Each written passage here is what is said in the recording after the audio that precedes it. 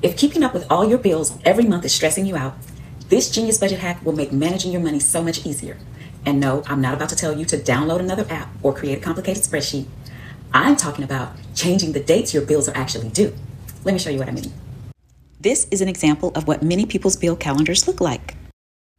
Your mortgage is due on the 1st, electricity due on the 3rd, water is due on the 7th, insurance due on the 9th, car payment due on the 12th, cell phone due on the 18th, and your internet is due on the 27th.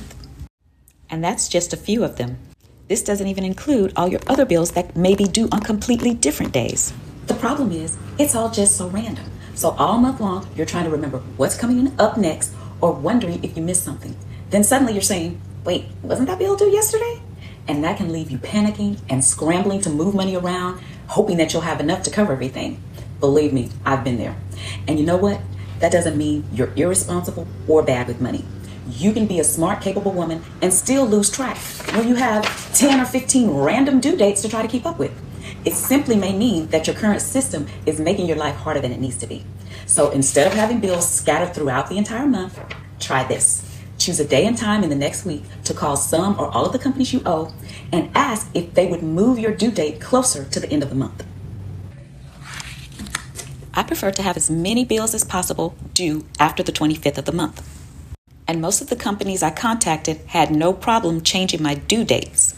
However, I did have 2 companies that would only move their due dates to the 20th and the 21st. So now the 20th has become my regular budget and bill paying day. That means instead of checking my calendar all month or freaking out about trying to remember what's due next, I sit down on the 20th, review my budget, and either schedule the payments to be paid or make the payments at that time. Now, the 20th may not work for you, and that's fine. Your best date will depend on when you'll have enough money in your account to cover all of your bills. So the later you can move your due dates, the more time you'll have to get the full amount ready. And the goal is not to copy my exact bill paying date. The goal is to stop trying to manage a bunch of different due dates when you may be able to create one regular bill paying day instead. And here's how the money part works.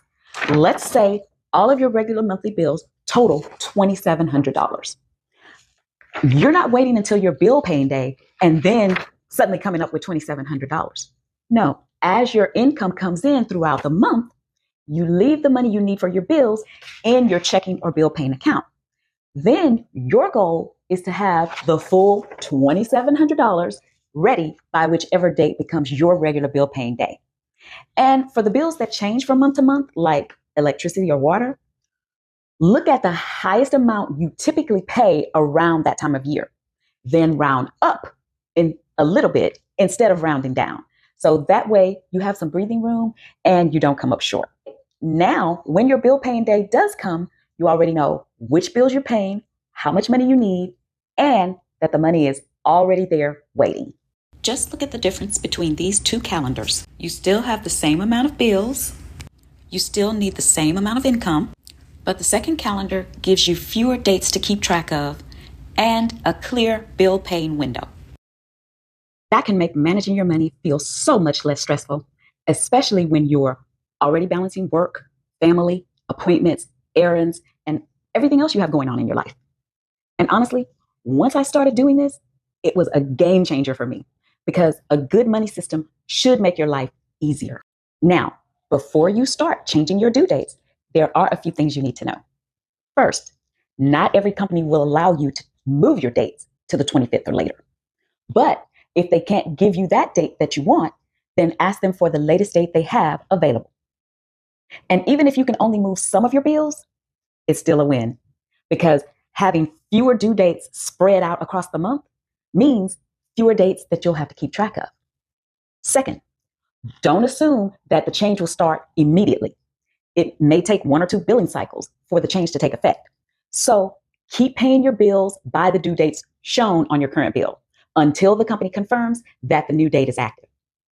Third, moving your dates later in the month may make your first billing period longer. That means the first period of the new due date could be a little higher. The first payment could be a little higher than usual. So before you change, ask these 4 questions. When will my next payment be due? Will there be any extra fees or charges? When will the new date officially begin? And how much will the new payment be? And the good thing is, you don't need a long explanation when you contact your companies. You can simply say, "Hi, I'm trying to organize my bills so they line up better with when I get paid. Can you move the due dates to the 25th or later?" If they can't or won't move it that far, then ask, "What's the latest date you offer?" Also, you may even be able to make the change through the company's website or app.